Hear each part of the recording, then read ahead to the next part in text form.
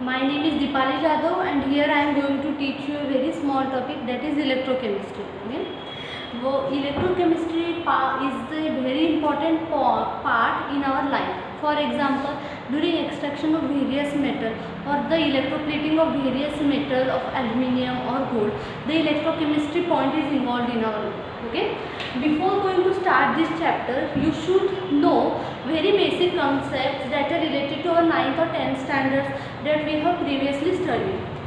जैसे कि हमने कुछ चीज़ें पहले से पढ़ी होती है, मैं सिर्फ उनका पहले रिवीजन दूंगी आपको, फिर हम जो है थोड़ा सा सिर्फ 5 या 10 मिनट्स का रिवीजन है, ज़्यादा कुछ नहीं है, पहले वो रिवीजन करेंगे फिर आगे बढ़ेंगे. ठीक है. फर्स्ट ऑफ ऑल, इलेक्ट्रोकेमिस्ट्री से मेजर पार्ट जुड़ा हुआ है आपका किससे? रिडॉक्स रिएक्शन से. ठीक है. तो फर्स्ट इज रिडॉक्स रिएक्शन. सिर्फ 2 ही पॉइंट्स में रिवीजन करवाना है अभी, क्योंकि अगर वो आपको आएगा तो ही आपको आगे आएगा. ठीक है. रिडॉक्स रिएक्शंस, रिडॉक्स वर्ड हमें क्या इंफॉर्मेशन दे रहा है, आप मुझे रिमेंबर करके बताइए कि रिडॉक्स में 2 वर्ड्स है, एक रीड एंड ऑक्स. ठीक है. फर्स्ट वर्ड रीड इंडिकेट्स क्या करता है? Reduction, right. और जो ऑक्स वर्ड है ये हमें क्या इंडिकेट कर रहा है? ऑक्सीडेशन. सही बात है कि नहीं? ऑक्सीडेशन. तो ये जो है रिडक्शन ऑक्सीडेशन रिएक्शन. ठीक है. किस टाइप की रिएक्शन है? Reduction oxidation reaction, redox reactions. ठीक. तो what do mean by reduction and what do mean by oxidation? सही बात है. रिडक्शन का मतलब क्या होता है? याद कीजिए, हमने क्या पढ़ा था? रिडक्शन का मतलब होता है gain of hydrogen, gain of electron and loss of oxygen. ठीक है. और ऑक्सीडेशन का मतलब होता है गेन ऑफ ऑक्सीजन, ऑक्सीजन को गेन करना, loss of hydrogen and electron. But यहाँ पे हमें मोस्ट इंपॉर्टेंट है इलेक्ट्रॉन से जुड़ी हुई बातें. तो मैं यहाँ पे लिखती हूँ रिडक्शन का मतलब होता है लॉस ऑफ इलेक्ट्रॉन, और ऑक्सीडेशन का मतलब नहीं, gain of electron, right. Gain of electron और ऑक्सीडेशन का मतलब होता है लॉस ऑफ इलेक्ट्रॉन. सही बात है. फॉर एग्जाम्पल सोडियम एलिमेंट क्या है? उसका एटॉमिक नंबर, सोडियम का एटॉमिक नंबर क्या है? 11. तो उसका इलेक्ट्रॉनिक कॉन्फ़िगरेशन क्या होगा? 281. ये अपना ऑक्टेट कंप्लीट बताने के लिए, ऑक्टेट रूल फॉलो करने के लिए क्या करता है ये अपने जो 1 इलेक्ट्रॉन है, इस 1 इलेक्ट्रॉन को वो डोनेट कर देता है या फिर वो रिमूव कर देता है. तो क्या होता है यहाँ पे? Na plus electron. तो अगर ये 1 electron is removed, what we called it? Cation कहते हैं. अगर पॉजिटिव चार्ज जनरेट हो जाए तो क्या कहते हैं? कैटायन. तो इसे हम सोडियम आयन भी कह सकते हैं, सोडियम कैटायन भी कह सकते हैं. ठीक है. This was example of oxidation. Oxidation मतलब क्या होता है? Loss of electron. यहाँ पे एक इलेक्ट्रॉन लॉस हुआ, so this is oxidation, right. Another one is chlorine. Chlorine का एटॉमिक नंबर क्या है? What is the atomic number of chlorine? Chlorine का एटॉमिक नंबर होता है 70 और उससे इलेक्ट्रॉनिक कॉन्फ़िगरेशन है 287. सही बात है. तो अगर इसको अपना ऑक्टेट कंप्लीट करना है, वैलेंस शेल मतलब आउटर मोस्ट शेल में अगर उसे कंप्लीट बताना है, तो वो क्या करेगा? क्लोरीन इस 8 करने के लिए एक इलेक्ट्रॉन को क्या कर लेगा? गेन कर लेगा. एक इलेक्ट्रॉन को क्या कर लेगा? वो गेन कर लेगा. और गेन करते ही उसके ऊपर एक क्या चार्ज आ जाएगा? Negative charge. क्योंकि इलेक्ट्रॉन गेन करने से क्या फॉर्म होता है? एनियन फॉर्म होता है, नेगेटिवली चार्ज आयन फॉर्म होता है. तो इसका इलेक्ट्रॉनिक कॉन्फ़िगरेशन यहाँ पे क्या हो जाएगा? 288 and 8. So this was example of reduction. Reduction means gain of electron. तो ये जो था gain of electron हुआ, और ये जो था ये हुआ loss of electron. ठीक है. सही बात है. समझ आई इतनी सी बात? ये था रिडॉक्स रिएक्शन के बारे में, जो हमें केमिकल सेल्स की जब रिएक्शन लिखेंगे तब हमें काम आने वाला है. ठीक है. ऑक्सीडेशन और रिडक्शन. एक और चीज़ है जो शायद आपको पता होना चाहिए. कंसिडर कीजिए है माउंटेन, पर्वत, माउंटेन. यहाँ पे एक बॉल रखा हुआ है, वो बॉल है B, और ये यहाँ पे एक बॉल रखा हुआ, वो बॉल है A. ठीक है. अगर मैं कहूँगी आपको इस बॉल को यहाँ लेके एंड पॉइंट है, ये जो है ना एंड पॉइंट है जहाँ पे रेस खत्म होती है, और इस बॉल को ऐसे घुमा के आके लेके आना। तो कौन जल्दी लेके आएगा? जैसे कि आप देख सकते हैं ये जो बॉल है, वो जो बी ऊपर बॉल है, इसकी पोटेंशियल एनर्जी क्या है? पोटेंशियल एनर्जी पी ई लिख देती हूँ। पोटेंशियल एनर्जी क्या है? वेरी हाई है। अगर वो डाउनवर्ड आएगा, अगर वो फिसलते हुए नीचे तक आएगा तो उसकी एनर्जी क्या होगी? रिलीज होगी। तो उसकी एनर्जी क्या होगी? रिलीज होगी। यहाँ पे एनर्जी रिलीज होगी, मतलब वो हाई एनर्जी से लो एनर्जी तक आएगा। ठीक है, हाई एनर्जी से लो एनर्जी। जब ऐसी रिएक्शंस होती है, जब वो हाई एनर्जी से लो एनर्जी तक आएगा स्टेबिलिटी के लिए, तब क्या होगा? ये कैसी रिएक्शन होगी? कैसी प्रोसेस होगी? स्पॉन्टेनियस रिएक्शन या फिर स्पॉन्टेनियस प्रोसेस होगी। स्पॉन्टेनियस प्रोसेस होगी। जैसे कि झरना देखा है ना आपने, झरना ऊपर से पानी गिरता है तो वो स्पॉन्टेनियसली गिरता है, उसे कोई ड्राइविंग फोर्स की जरूरत नहीं होती, वो अपने आप गिरता जाता है। ऊपर जाइए और एक पहाड़ से या फिर कहीं से नीचे बॉल फेंके, वो स्पॉन्टेनियसली नीचे आ जाएगा, उससे कोई ड्राइविंग फोर्स की जरूरत नहीं पड़ती। लेकिन जैसे कि ये बॉल है, इसे तो बड़ी मेहनत लगेगी। इसे क्या होगा? पहले तो ऊपर जाना होगा, ऊपर जाने के बाद फिर नीचे आना होगा, लेकिन ऊपर जाने के लिए एनर्जी तो देनी पड़ेगी। मतलब ये बॉल क्या करेगा?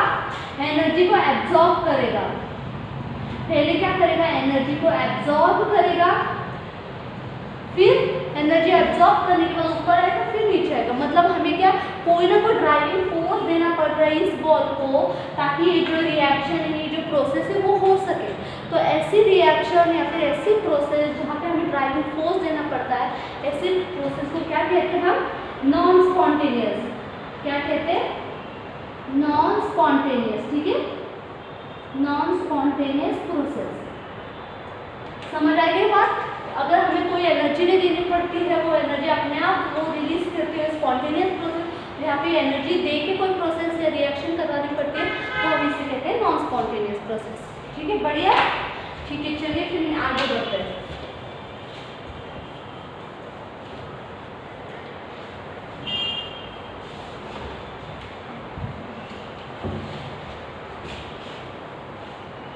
ठीक है, अभी ये वाली बात तो अभी हम चलते हैं कुछ रिएक्शंस की तरफ जो हमें इलेक्ट्रोकेमिस्ट्री का ही पार्ट है। ठीक है, कंसिडर कीजिए यहाँ पे एक बीकर प्रेजेंट है। ठीक है, ये ए बीकर है और ये बी बीकर है। ठीक है, ए बीकर है और बी बीकर। इस ए बीकर में मैं एक रॉड ऐड करती हूँ। क्या करती हूँ? एक रॉड ऐड करती हूँ। यहाँ पे भी मैं क्या करती हूँ? एक रॉड ऐड करती हूँ। ठीक है, दोनों जगह मैंने रॉड ऐड कर दी। और इस बीकर में मैं क्या करती हूँ? जिंक की रॉड, किसकी? जिंक की रॉड ऐड करती हूँ और सॉल्यूशन लेती हूँ कॉपर सल्फेट का एक्वेशियस, कॉपर सल्फेट का एक्वेशियस सॉल्यूशन। ठीक है, यहाँ पे मैं क्या करती हूँ? कॉपर की रॉड ऐड करती हूँ, कॉपर की रॉड ऐड करती हूँ और यहाँ पे मैं क्या करती हूँ? लेती हूँ जिंक सल्फेट का एक्वेशियस सॉल्यूशन। किसका? जिंक सल्फेट का एक्वेशियस सॉल्यूशन। तो जब मैं यहाँ पे फर्स्ट रिएक्शन में एक्सपेरिमेंट परफॉर्म करती हूँ लैब में जाके, तो मुझे एक बात पता चलती है कि जिंक जो सॉलिड स्टेट में प्रेजेंट है विद कॉपर सल्फेट जो एक्वेशियस स्टेट में प्रेजेंट है, अगर वो रिएक्शन करते हैं तो वो फॉर्म करते हैं जिंक सल्फेट प्लस कॉपर। ठीक है, तो यहाँ पे होता क्या है? इस रिएक्शन के बाद ये जो कॉपर सल्फेट होता है वो होता है ब्लू कलर का। किस टाइप का? तो ब्लू कलर का सॉल्यूशन होता है। मतलब ये कैसे होगा? ब्लू कलर का सॉल्यूशन होगा। लेकिन जैसे हम जिंक रॉड कॉपर सल्फेट में डिप करते हैं, फिर हमें पता चलता है आफ्टर द रिएक्शन यहाँ पे क्या होता है? ये जो ब्लू कलर है वो फेड हो जाता है। फेड हो जाता है मतलब लाइट हो जाता है। ब्लू कलर जो होता है वो लाइट हो जाता है। ठीक है, ब्लू कलर लाइट हो जाता है, मतलब ये रिएक्शन के बाद का रिजल्ट है। क्या है? ये रिजल्ट है। एक और चीज होती है, ये जो कॉपर जो रिलीज हुआ है ये डिपॉजिट हो जाता है, रेडिश या ऑरेंजिश कलर का होता है। जो ऐसे जिंक रॉड को है वो ऐसे डिपॉजिट हो जाता है, रेडिश ऑरेंजिश थोड़ा येलोइश टाइप का होता है। ठीक है, ऐसे डिपॉजिट हो जाता है। तो इस तरह से ये रिएक्शन होती है। तो जब मैंने सेकेंड बीकर लिया तो मुझे लगा सिर्फ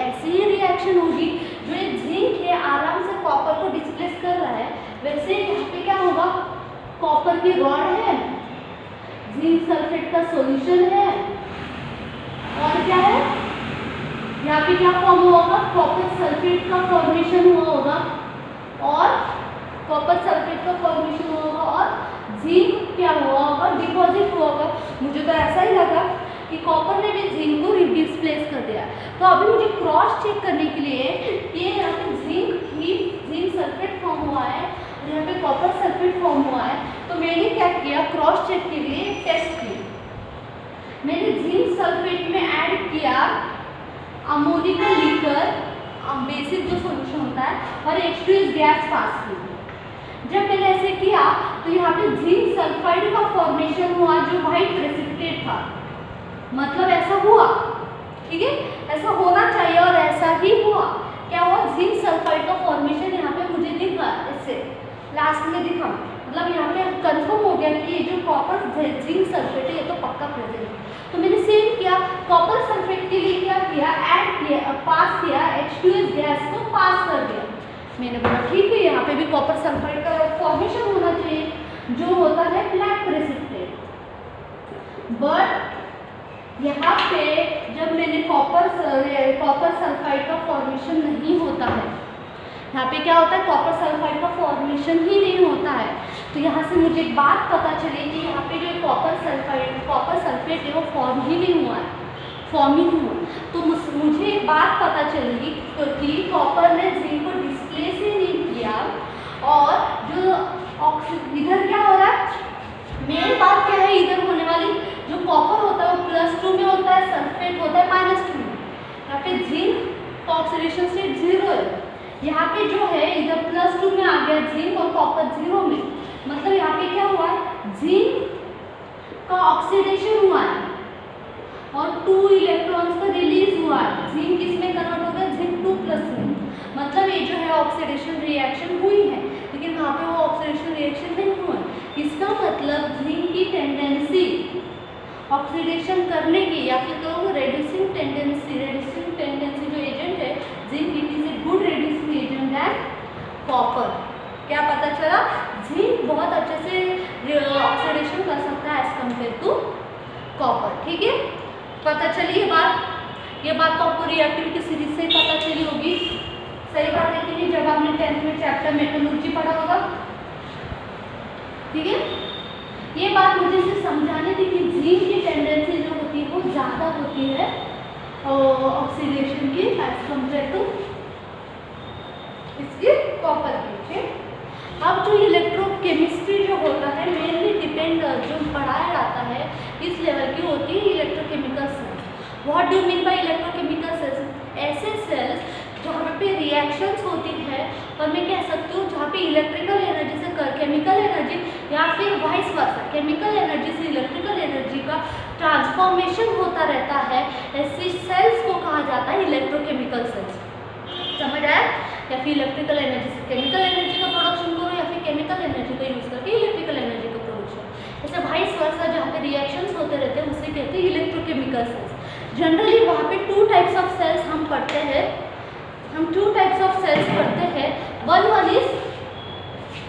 फर्स्ट वन इज गैल्वेनिक। कौन सा? गैल्वेनिक होता है, और एक कौन सा होता है, इलेक्ट्रोलाइटिक सेल होता है। एक होता है गैल्वेनिक सेल और एक होता है इलेक्ट्रोलाइटिक। सबसे पहले हम गैल्वेनिक सेल को देख लेते हैं। ठीक है, ये मैंने बीकर लिया, ठीक है, ये दूसरा बीकर लिया। मैंने यहाँ पे क्या किया, मैंने यहाँ पे 2 रॉड ऐड की, ठीक है, और इस सर्किट को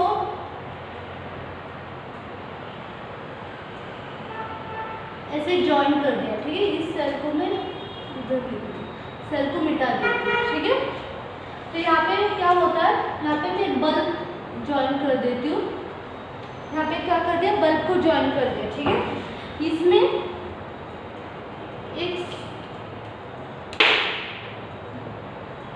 सॉल्यूशन प्रेजेंट होता है, रॉड और सॉल्यूशन। ठीक है, ये जो रॉड होता है वो होता है जिंक रॉड, किसका, जिंक रॉड, और ये जो सॉल्यूशन होता है वो होता है जिंक सल्फेट का। Aqueous solution. ये जो रॉड होता है वो होता है कॉपर का, और ये जो सॉल्यूशन होता है वो होता है कॉपर सल्फेट का सॉल्यूशन। ठीक है, कॉपर सल्फेट का सॉल्यूशन। पता चलिए ये बात। यहाँ पे जिंक रॉड जिंक सल्फेट का, कॉपर का कॉपर सल्फेट का सॉल्यूशन। ठीक है, मेन बात यहाँ पे ऐसी है। तो आपको मैं क्वेश्चन करना चाहती हूँ कि मुझे बताइए कि मैंने जिंक मेटल रॉड के साथ जिंक आयन का मेटल आयन वाला ही सॉल्यूशन क्यों लिया, कॉपर रॉड के साथ कॉपर आयन वाला सॉल्यूशन ही क्यों लिया? मुझे मुझे आंसर करना पड़ेगा। ठीक है, सोचिए। यहाँ पे मैं क्या करती हूँ, फर्स्ट ऑफ ऑल मैंने ऐसे अरेंजमेंट कर दी, फिर मैं इस की को प्रेस कर देती हूँ, मतलब सर्किट क्या होगा, कंप्लीट हो जाएगा। जैसे ही मैं यहाँ पे प्रेस करती हूँ, यहाँ पे क्या प्रेजेंट होता है, जिंक का मेटल है तो क्या प्रेजेंट होगा, जिंक के आयन एटम्स प्रेजेंट होंगे सरफेस पे। जैसे कि सर्किट की कनेक्ट होगी तो यहाँ पे क्या होगा कि जिंक हमें पता है वो क्या होता है, गुड ऑक्सीडेशन करता है, गुड रिड्यूसिंग एजेंट होता है। तो तुरंत यहाँ पे क्या होता है, जिंक जो होता है वो ऑक्सीडेशन करके Zn2+ आयन का फॉर्मेशन करता है। ठीक है, लेकिन ये तो रिएक्शन हुई। यहाँ पे क्या होता है, यहाँ पे ये होता है कि जो जिंक के एटम्स होते हैं वो सॉल्यूशन में Zn2+ आयन्स में फॉर्म होना स्टार्ट कर देते हैं। क्या होता है, फॉर्म होना स्टार्ट होता है, जिसकी वजह से ये थोड़ा थोड़ा डिग्रेड होना स्टार्ट कर देता है। मतलब ऐसे ऐसे डिग्रेड होना, खत्म होना, मतलब कम होना स्टार्ट होता है जिंक का रॉड। तो ये क्या होता है, जिंक के आयन Zn2+ में कन्वर्ट हो जाते हैं, सॉल्यूशन में आना स्टार्ट करते हैं, क्योंकि इनका क्या होता है, ऑक्सीडेशन। ठीक है, अगर इसने ऑक्सीडेशन कर दिया तो ये ऑब्वियस बात है, ये क्या करेगा, रिडक्शन करेगा। सही बात है ना, क्या करेगा, रिडक्शन करेगा। तो ये जो कॉपर होता है, जैसे ही यहाँ पे Zn2+ में फॉर्म करते हैं, इलेक्ट्रॉन फॉर्म होता है। इलेक्ट्रॉन फॉर्म होते हैं, यहाँ पे क्या नेगेटिव चार्ज आना स्टार्ट करते हैं। जैसे नेगेटिव चार्ज यहाँ पे प्रोड्यूस होता है, नेगेटिव किसकी वजह से आया, इलेक्ट्रॉन्स की वजह से। नेगेटिव चार्ज आते ही ये जो इलेक्ट्रॉन है ऐसे मूव करते हैं, यार यहाँ पे क्या होता है, बल्ब का ग्लो होता है स्टार्ट। तो यहाँ पे क्या होता है, इलेक्ट्रॉन आते ही क्या होता है, यहाँ पे क्या होता है, Cu2+, जो कॉपर सल्फेट में +2 में होता है, अभी -2। जो कॉपर सल्फेट के जो आयन Cu2+ होते हैं वो इस इलेक्ट्रॉन को लेते हैं और कॉपर सॉलिड में कन्वर्ट हो जाते हैं। मतलब क्या होता है, यहाँ पे ये जो कॉपर 2+ होता है ये डिपॉजिट होना स्टार्ट करता है कॉपर रॉड पे। क्या करना स्टार्ट होता है, कॉपर रॉड पे इसका डिपोजिशन स्टार्ट हो जाता है। ठीक है, मतलब जैसे ये जिंक आयन में कन्वर्ट होगा, इलेक्ट्रॉन प्रोड्यूस होगा, तुरंत आते ही ये कॉपर आयन क्या करेंगे, इलेक्ट्रॉन ले लेंगे और इसका डिपोजिशन यहाँ पे स्टार्ट हो जाएगा। ठीक है, सही बात है। तो यहाँ पे हमें पता चला, और यहाँ पे क्या प्रोड्यूस होगा, पॉजिटिव आयन, ऐसा होगा। मतलब जिंक का क्या हो रहा है, लॉस ऑफ इलेक्ट्रॉन। अगर लॉस ऑफ इलेक्ट्रॉन हो रहा है तो यहाँ पे क्या हो रहा है, याद करो क्या होता है, जब लॉस ऑफ इलेक्ट्रॉन होता है तो ऑक्सीडेशन होता है। और यहाँ पे क्या हो रहा है, गेन ऑफ इलेक्ट्रॉन। अगर गेन ऑफ इलेक्ट्रॉन होता है तो क्या होता है, रिडक्शन। क्या होता है, रिडक्शन। मतलब ये ऑक्सीडेशन रिडक्शन प्रोसेस चल रही है। तो यहाँ पे क्या होता है, ये सब है ना बहुत फास्ट होता रहता है। और जैसे ही होता है यहाँ पे ग्लो होता है, यहाँ पे क्या होता है, जैसे ग्लो होता है। हमें मेन क्या काम था कि इस इलेक्ट्रॉन जो है उसका यूज करके हमें कोई अदर एनर्जी में कन्वर्ट करना था। आपको तो पता है अभी हमारी जो लाइफ है, अभी हमारी जो जनरेशन, हम डिफरेंट फॉर्म्स में एनर्जी का क्रिएशन करें। जैसे कि वाटर से एनर्जी प्रोड्यूस करते हैं, विंड से एनर्जी प्रोड्यूस करते हैं, वैसे हम क्या कर रहे हैं, अभी केमिकल से इलेक्ट्रिकल एनर्जी प्रोड्यूस कर रहे हैं, इलेक्ट्रिकल एनर्जी प्रोड्यूस कर रहे हैं। तो हमने यहाँ पे क्या किया, केमिकल से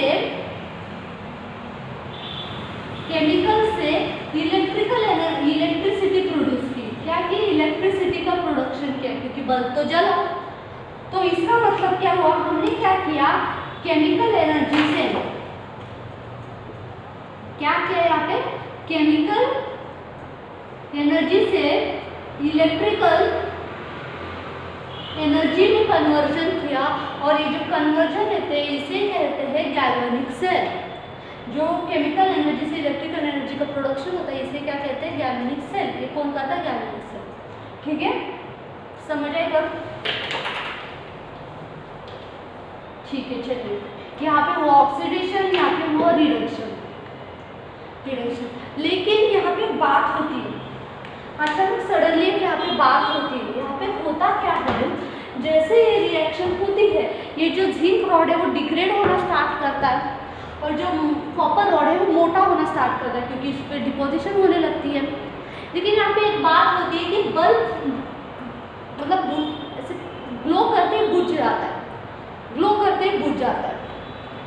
ऐसा सब साइंटिस्ट सोचने लगे क्यों हुआ ऐसा, ऐसा क्या हुआ कि ये बल्ब है जो ऐसा होने लगा, ग्लो करते ही बुझने लगा। जब ये रीज़न पता चला तो हमें एक बात पता चली, पहले जो था ये जो सोल्यूशन था, ये जो जिंक सल्फेट का सोल्यूशन था और ये जो कॉपर सल्फेट का सोल्यूशन था वो न्यूट्रलाइज था।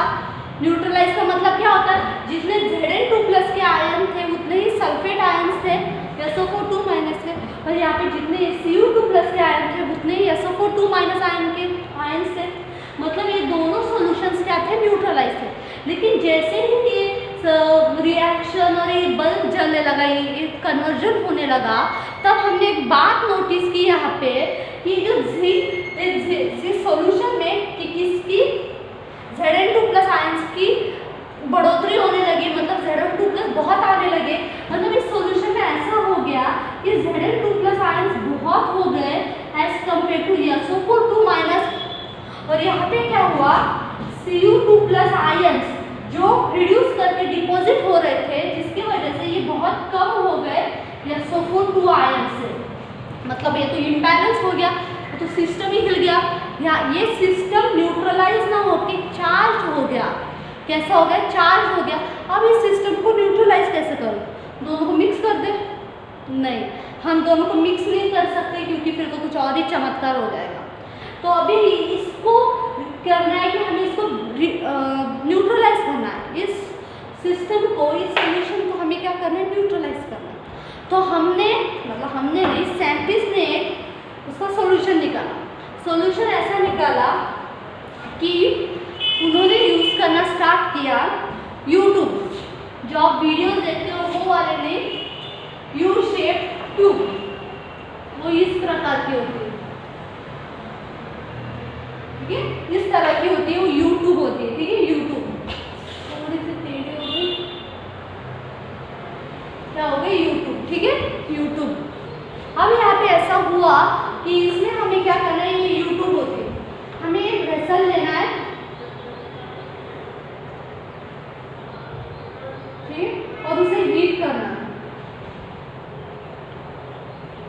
क्या करना है? उसे हीट करना है। ठीक है, फिर इसमें डालना है अगर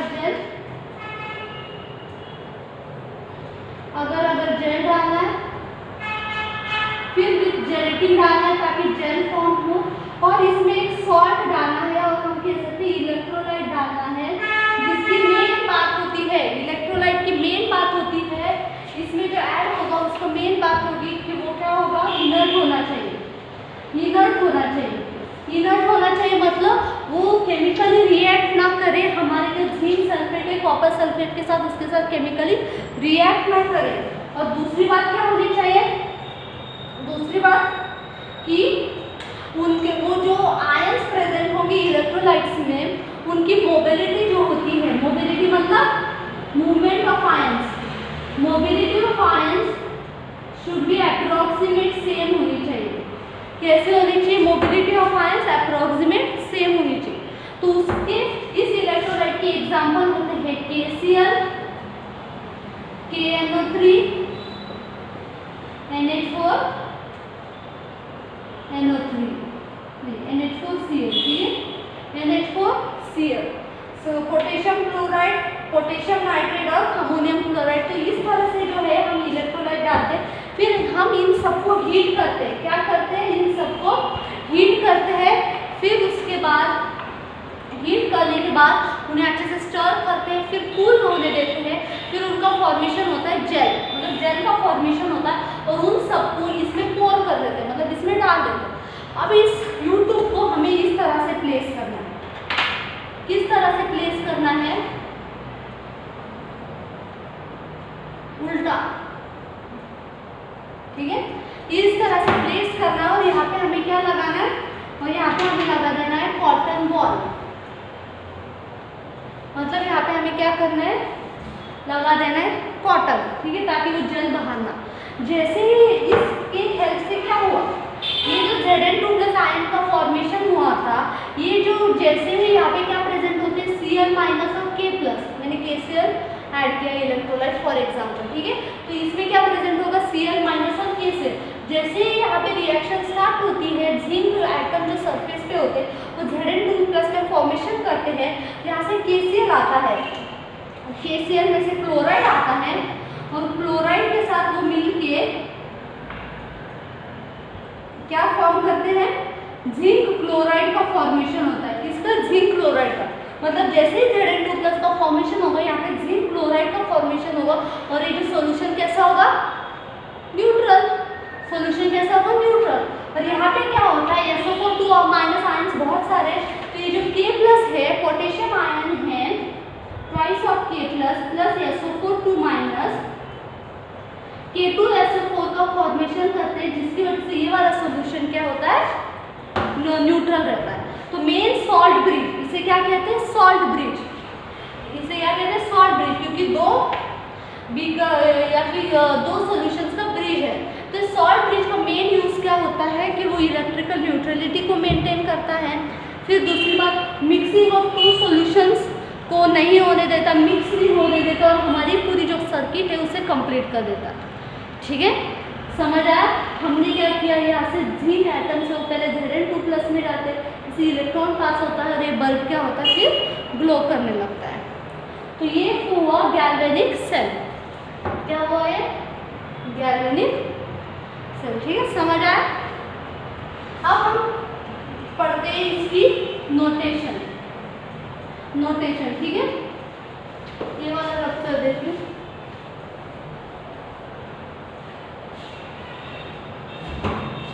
जैसे कि जब भी हम सेल रिप्रेजेंटेशन लिखे तो हमें एक बात हमेशा ध्यान रखें कि जैसे कि ये तो हमें केमिकली सब बता दिया, लेकिन हमें नोटबुक में लिखना है, बताना है, तो हम क्या ऐसे ड्रॉ करते बैठेंगे, नहीं, हम क्या करेंगे, सेल को रिप्रेजेंट करेंगे।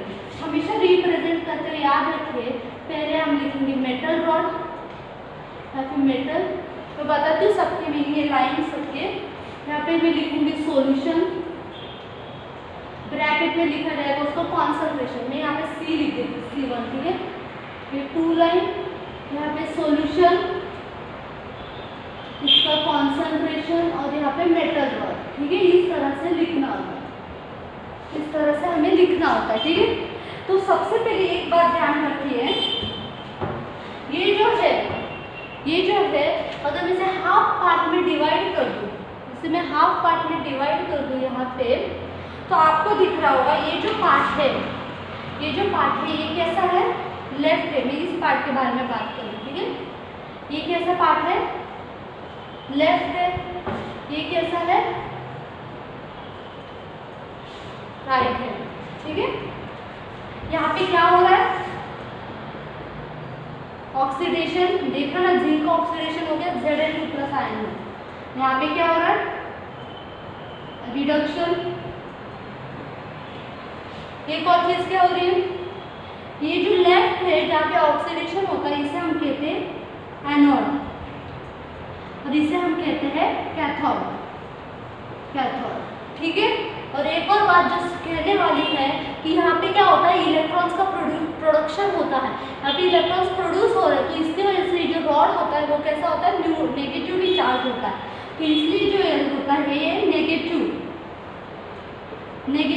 एनोड क्या होता है, नेगेटिव होता है, और ये जो कैथोड है यहाँ पे पॉजिटिव चार्ज डेवलप होता है, तो ये होता है पॉजिटिव।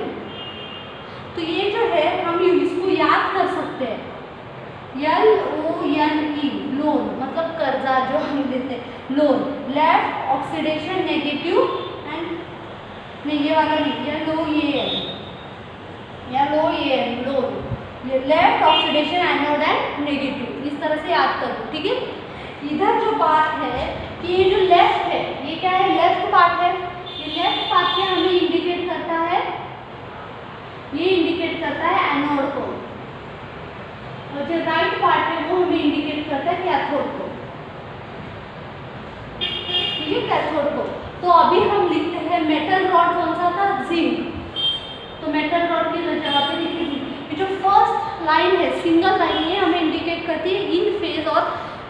कांटेक्ट, मतलब जो मेटल रॉड और सॉल्यूशन है वो कांटेक्ट में है, इसलिए क्या सिंगल लाइन का यूज किया है। क्या किया है मैंने? सिंगल लाइन का यूज किया है। तो सिंगल लाइन ऐड कर दीजिए। सॉल्यूशन किसका था? जिंक सल्फेट का। तो लिखिए जिंक सल्फेट। अभी तो कॉन्सेंट्रेशन तो पता नहीं है, मैं सी लिख देती हूँ। ये जो डबल लाइन है वो इंडिकेट कर रही है सॉल्ट ब्रिज का, क्योंकि सॉल्ट ब्रिज आ रहा है बीच में, इन दो बीकर्स के बीच में क्या आ रहा है? Salt bridge. सॉल्यूशन C2 कौन सा सॉल्यूशन है? कॉपर सल्फेट का सॉल्यूशन है, उसका कॉन्सेंट्रेशन C2 है, और किसका रॉड है? कॉपर का। ठीक है, आप इसे कैसे लिख सकते हो? और एक बार, और zinc Zn2 plus Cu2 plus और Cu सॉल्यूट, मतलब इसके सिर्फ आयंस फॉर्म लिख सकते हो। ठीक है, इस तरह से लिखा जाता है, इस तरह से लिखा जाता है इसका कॉन्सेंट्रेशन। आई होप आपको समझ आ गया होगा, और कोई भी डाउट हो तो आप पूछ सकते हो। Thank you.